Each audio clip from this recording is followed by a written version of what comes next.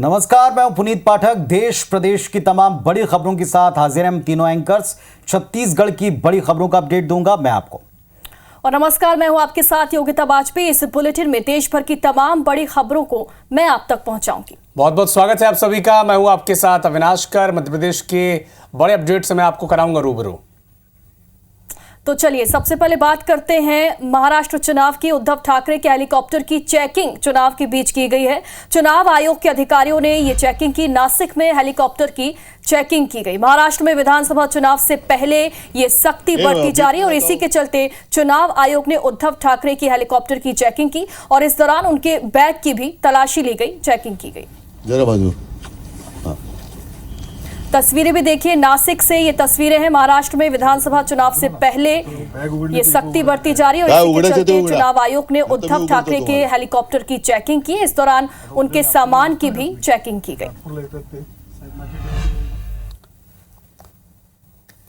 बुधनी में वोटिंग को लेकर अब तैयारी अपने जोरों पर है। उपचुनाव के लिए पोलिंग पार्टियां अपने अपने स्थान के लिए निकल रही हैं। 140 संवेदनशील मतदान केंद्रों पर पैरामिलिट्री फोर्सेस तैनात किए जा रहे हैं।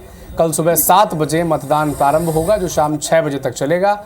सीहोर के कलेक्टर प्रवीण सिंह ने बताया है कि बुधनी विधानसभा क्षेत्र में कुल 363 मतदान केंद्र बनाए गए हैं जिन पर वोटिंग होगी और बुधनी विधानसभा में कुल 2,76,397 वोटर्स हैं जिनमें 1,40,111 पुरुष और 1,33,280 महिला वोटर्स हैं जबकि 6 अन्य मतदाता हैं और 194 सर्विस वोटर्स हैं।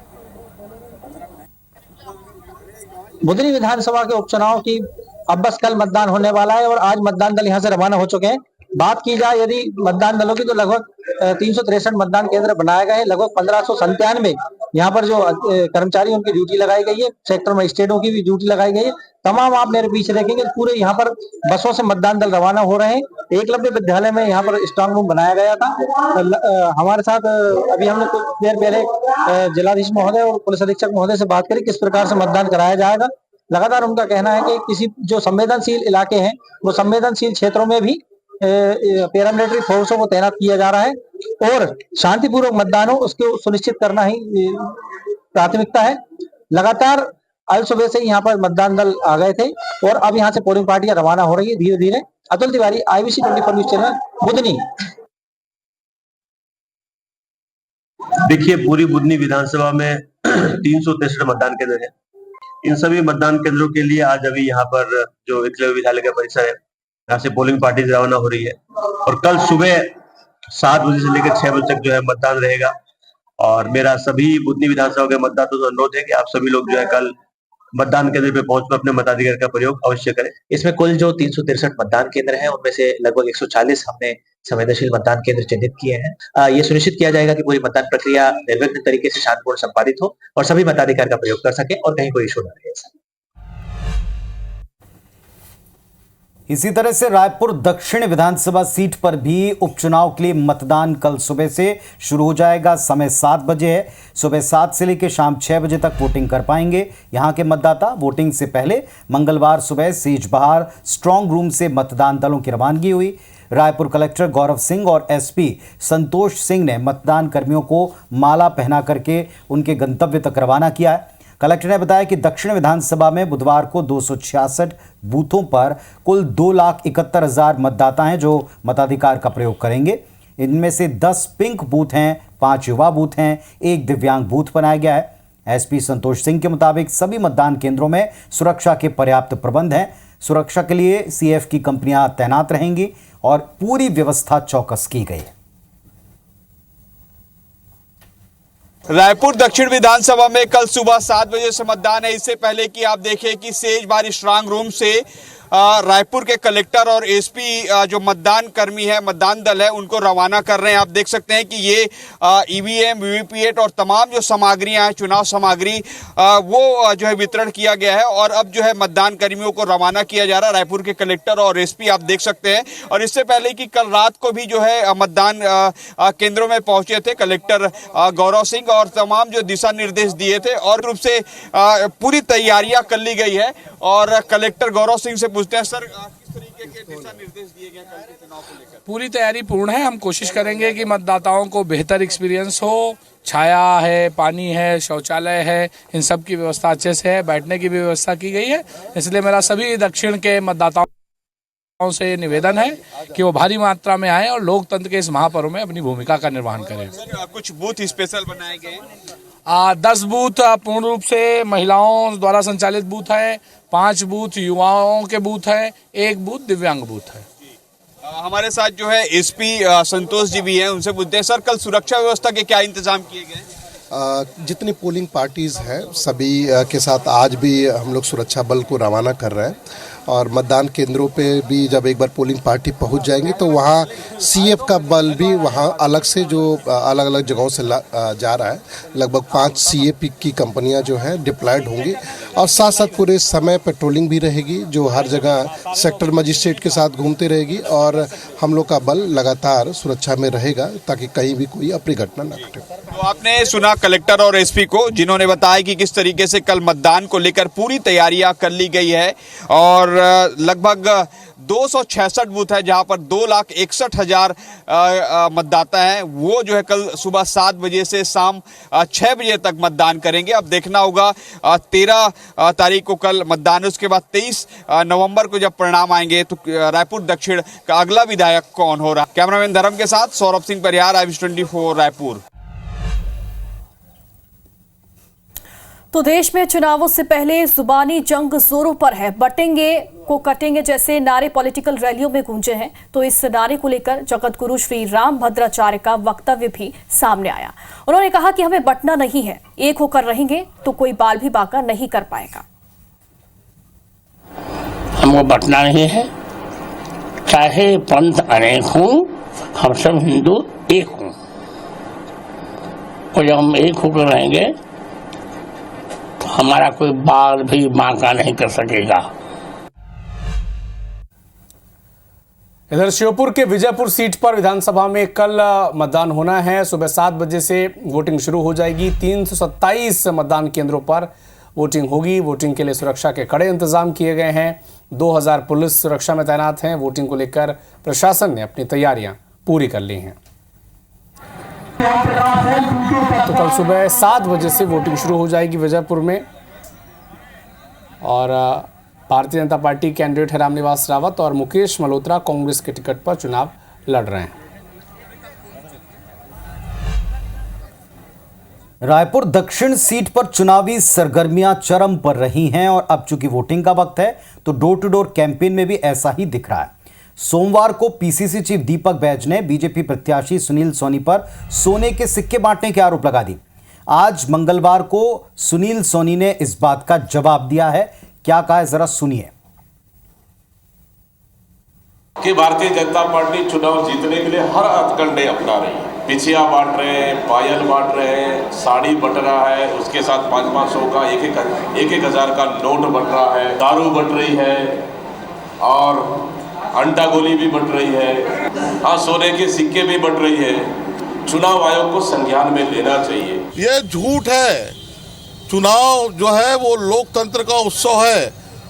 मजाक मत करिए, होली का त्यौहार नहीं है ये कि चुनाव के बाद में बोलेंगे बुरा न मानो होली है। लोग लाइन लगाकर वोट देते हैं। आप अपनी बात को रखो। तो अंटा गोली और सोने के सिक्के बट रहे हैं, इस तरह के गंभीर आरोप लगे, जिस पर उन्होंने कहा कि होली नहीं है कि मजाक चल रहा हो, लोग कतार में लगते हैं। वहीं बीजेपी ने भी कांग्रेस कैंडिडेट आकाश शर्मा को गुंडा बताया। इस पर आकाश शर्मा ने भी वीडियो जारी करके अपना जवाब दिया। सुनील सोनी को अंकल कहकर संबोधित कर रहे हैं वो इसमें। इस मामले में भी सुनील सोनी का रिएक्शन आया। सुनील अंकल, बड़ा दुख होता है ये देखकर कि 10 साल महापौर और 5 साल सांसद रहने के बाद अपनी उपलब्धि बजाने के बजाय आप लोगों को बरगलाने का काम कर रहे हैं। आप आकाश शर्मा के चरित्र पर हमला कर रहे हैं। साहब, अब राजनीति की बदला हो चुकी है, बदला लेने की नहीं, नज़रिया बदलिए। रायपुर दक्षिण हमारा परिवार है। एक अच्छा सौहार्दपूर्ण चुनाव लड़िए, जनता में एक अच्छा संदेश जाए। कहा भ्रम फैलाकर राजनीति करना, आखिरी में कुछ भी आरोप लगा देने का। और उसके बाद में युवक कांग्रेस के लोग तो पकड़ाए हैं। तो जगह जगह जब जेल में अगर युवक कांग्रेस के लोग, अन्य लोग हैं, तो गुंडागर्दी नहीं कर रहे हैं आपके लोग, तो और क्या कर रहे हैं। और इधर प्रयागराज में यूपी लोक सेवा आयोग के बाहर हजारों छात्रों का प्रदर्शन आज भी जारी रहा। प्रदर्शनकारी छात्र रात भर यूपी लोक सेवा आयोग के दफ्तर के बाहर डटे रहे। प्रतियोगी छात्र 1 डे 1 शिफ्ट में एग्जाम कराए जाने की मांग कर रहे हैं और इसके साथ ही आंदोलनकारी छात्र नॉर्मलाइजेशन प्रक्रिया का भी विरोध कर रहे हैं। रात में छात्रों ने प्लास्टिक की बोतलों को पीट कर अपना विरोध जाहिर किया। प्रदर्शनकारी छात्र आयोग से ठोस आश्वासन की मांग भी कर रहे हैं।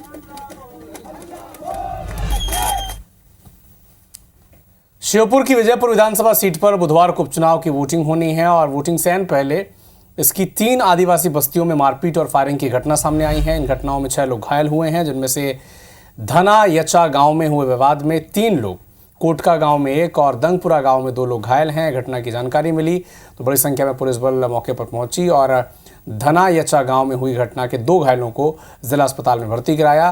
पुलिस ने एक आरोपी को भी गिरफ्तार किया है। कांग्रेस के प्रत्याशी हैं मुकेश मल्होत्रा और कांग्रेस नेता नीटू सिकरवार कार्यकर्ताओं के साथ घायलों से मिलने भी पहुंचे।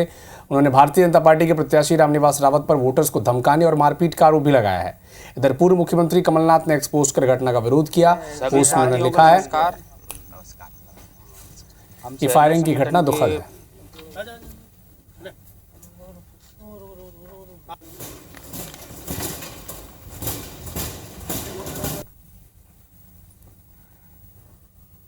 कोई विवाद हुआ तो उस पे से गांव वालों ने इनका पीछा किया तो ये भागे और एक गाड़ी और एक व्यक्ति को इन्होंने पकड़ लिया, उनके साथी को एक मोटरसाइकिल भी छुड़ा ली और बंदूक भी मिली है 315 बोर की। इन्होंने फायर किए तो छर्रे जो है 2 लोगों को लगे हैं जो घायल। तो मैं बीजेपी सरकार को और यहाँ के पुलिस प्रशासन को भी कहना चाहता हूँ कि रामनिवास के गुंडों को तत्काल रोका जाए। नहीं पूरे यहाँ के कांग्रेस पार्टी के कार्यकर्ता एवं पूरे आदिवासी समाज पूरे प्रशासन को रामनिवास का घेराव करेंगे। अभी धनाचा गांव की जो घटना घटी है उसमें गोलीबारी में 2 व्यक्ति घायल हुए हैं।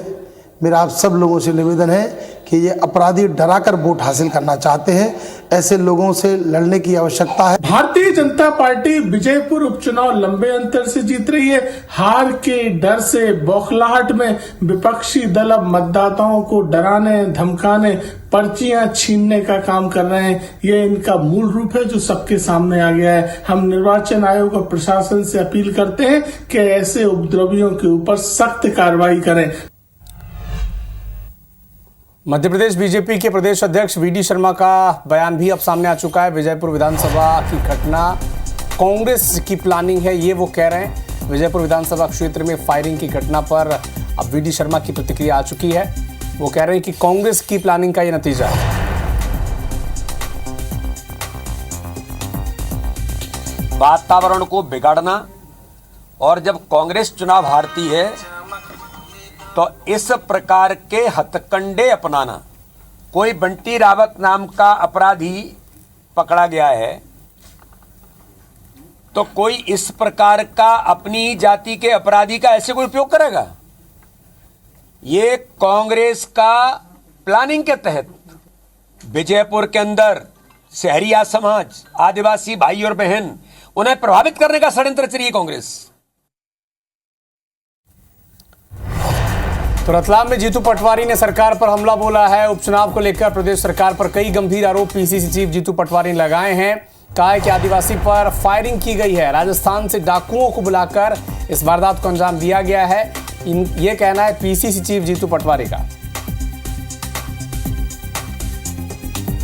कि रामनिवास रावत डाकुओं का उपयोग करता है। बीजेपी डकैतों से चुनाव जीतना चाहती है। भारतीय जनता पार्टी आपराधिक तत्वों के षड्यंत्र रचकर आदिवासियों पर गोलियां चला रही है और इसको श्रेय दे रहा है डीएम, इसको श्रेय दे रहा है एसपी और इसके पीछे सरकार खड़ी है। इधर बॉलीवुड एक्टर शाहरुख खान को जान से मारने की धमकी वाले केस में मुंबई पुलिस ने रायपुर के फैजान खान नाम के शख्स को गिरफ्तार कर लिया है।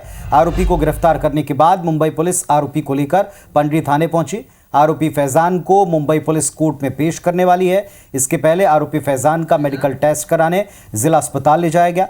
फैजान ने मीडिया से बातचीत में कहा कि पाकिस्तान से फोन कर उसे धमकी दी गई है। उधर आरोपी फैजान के वकील कहते हैं 2 से 3 दिनों से फैजान को लगातार धमकाया जा रहा था। फैजान ने मुंबई पुलिस को इस बात की जानकारी दी। वो महाराष्ट्र पुलिस की गिरफ्तारी के खिलाफ कोर्ट जाएंगे। उधर परिजनों का यह कहना है कि फैजान पुलिस की जांच में सहयोग वो दे रहे हैं। 14 नवंबर को मुंबई जाने वाले थे, उसके पहले पुलिस ने इनको गिरफ्तार कर लिया। 5 नवंबर को शाहरुख खान को धमकी मिली थी। महाराष्ट्र पुलिस ने रायपुर के फैजान खान के नंबर को ट्रेस किया। इनकी गिरफ्तारी के लिए 7 नवंबर को मुंबई पुलिस रायपुर आई, आरोपी से पूछताछ की। आरोपी ने बताया था कि 2 नवंबर को उसका मोबाइल चोरी चला गया और इसकी सूचना उसने पुलिस को दी। इसके बाद मुंबई पुलिस वापस चली गई। बीती रात फिर से मुंबई पुलिस रायपुर आई है और अब फैजान को गिरफ्तार कर मेडिकल करवा लिया है। कोर्ट में पेशी है और यहां से उन्हें मुंबई ले जाया जाएगा। कल मुझे धमकी दी गई थी पाकिस्तान से, वो शाहरुख खान के कुछ दोस्तों ने वो कल पाकिस्तान से धमकी दी यहाँ पे। जब तक ये चीज़ प्रूव नहीं हो जाती कि काम फैजान खान ने किया है, तब तक इस तरह से गिरफ्तार करना वो सब नहीं होना चाहिए। उनका जो मोबाइल चोरी हुआ उसका भी उन्होंने FIR रिपोर्ट दिखाई थी। उसके 3 दिन बाद किसने कॉल किया यह अभी तक प्रूव नहीं हुआ है, तो इस तरह से गिरफ्तार करना और उनको आरोपी बताना मुझे सही नहीं लगता। अगर देखिए किसी व्यक्ति के मन में चोर होता है तो अपने घर में बैठा नहीं होता। उसने खुद प्रेस कॉन्फ्रेंस किया, उस प्रेस कॉन्फ्रेंस में हम लोग भी मौजूद थे। इन्होंने 14 तारीख के लिए आग्रह किया था, उसको मान लिया गया। उसके बाद पिछले 3 दिन से इनको लगातार धमकियां आ रही थी।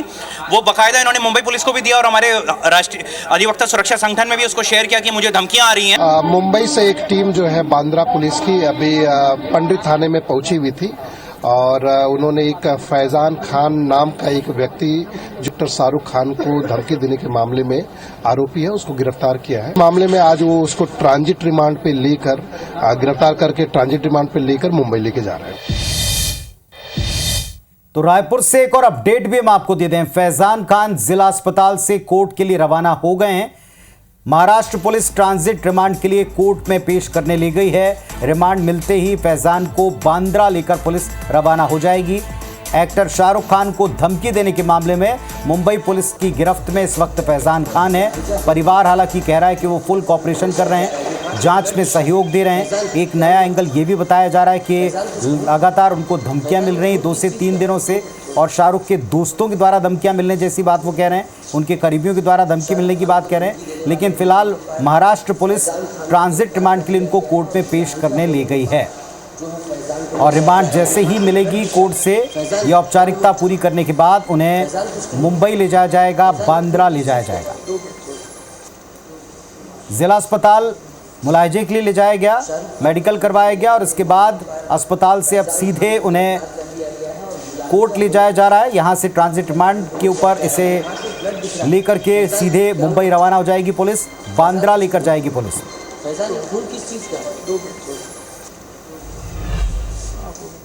ईडी ने मंगलवार को झारखंड और पश्चिम बंगाल के 17 जगहों पर छापेमार कार्रवाई की है। मामला बांग्लादेशी घुसपैठ और देह व्यापार और मनी लॉन्ड्रिंग से जुड़ा हुआ बताया जा रहा है। जानकारी यह भी है कि ईडी की टीम कई लोगों और संगठनों की सीमा पार घुसपैठ से जुड़ी वित्तीय गड़बड़ियों की जांच भी इस दौरान कर रही है। दस्तावेज खंगाले जा रहे हैं। गुना के फतेहगढ़ थाना क्षेत्र में मस्जिद के बाहरी लोगों की आवाजाही को लेकर 2 पक्ष आपस में भिड़ गए। दोनों पक्षों के बीच खुलेआम जमकर लाठी डंडे चले हैं।